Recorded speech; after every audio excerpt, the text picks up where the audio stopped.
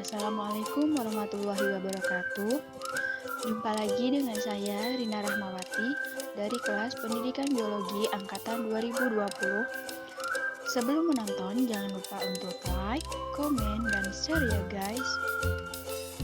Jika sebelumnya kita membahas tentang struktur dan fungsi tumbuhan, yaitu dari akar, batang, dan daun sampai ke bijinya, sekarang kita akan membahas tentang teknologi yang terinspirasi dari struktur tumbuhan.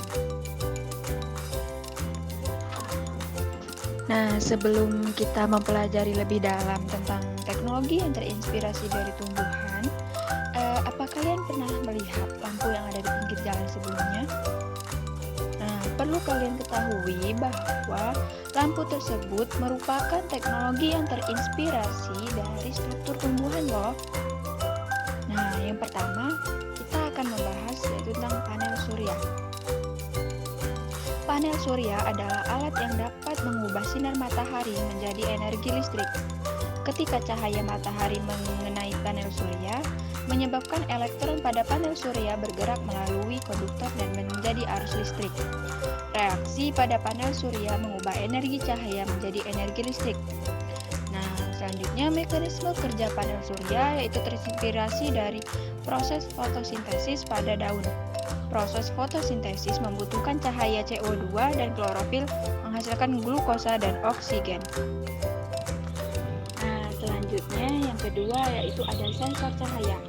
Contoh penggunaan sensor cahaya adalah lampu penerang jalan. Lampu penerangan jalan mampu menyala dan mati secara otomatis karena dilengkapi dengan sensor cahaya yang disebut dengan fotoresistor dan saklar on-off. Mekanisme pada lampu penerang jalan terinspirasi dari mekanisme pada tumbuhan kaktus. Kaktus hidup di gunung pasir yang kering sehingga memiliki stomata yang unik. Stomata akan membuka pada malam hari dan akan menutup pada siang hari untuk mengurangi penguapan air. Proses membuka dan menutupnya stomata didukung oleh aktivitas sel penjaga. Sel penjaga memiliki reseptor cahaya atau fotoreseptor yang peka terhadap cahaya. Saat siang hari, fotoreseptor akan menangkap cahaya dan menyebabkan air dipompa keluar dengan bantuan ion-ion. Sedangkan pada malam hari, air dipompa lagi ke dalam sel penjaga dengan bantuan ion-ion juga. Akibatnya, sel penjaga menjadi lebih besar dan stomata membuka.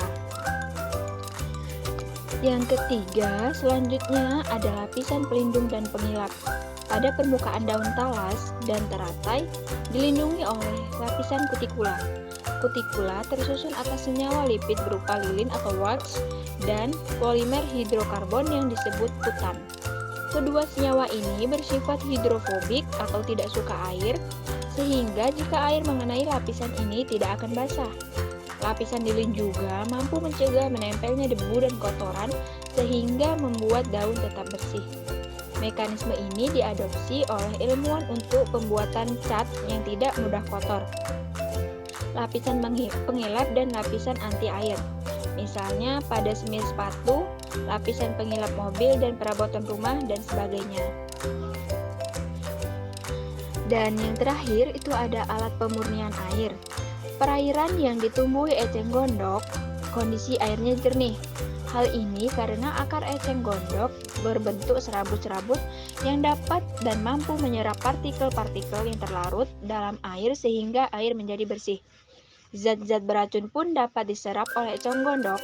Apabila sel akar diamati dengan mikroskop, maka akan terlihat lubang-lubang atau saluran kecil pada membran sel akar. Saluran ini terbentuk dari protein dan memiliki lubang dengan ukuran dan daya ikat tertentu. Salah satu salurannya yaitu aquaporin.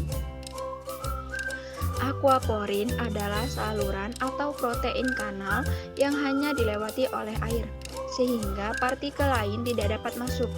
Mekanisme ini menginspirasi ilmuwan untuk mengembangkan teknologi penyaringan atau pemurnian air. Dengan teknologi ini, air yang kotor dapat disaring, sehingga menghasilkan air yang jernih. Mungkin itu saja yang dapat saya sampaikan. Mohon maaf apabila banyak kekurangan. Jangan lupa untuk like, komen, dan share video video ini ya.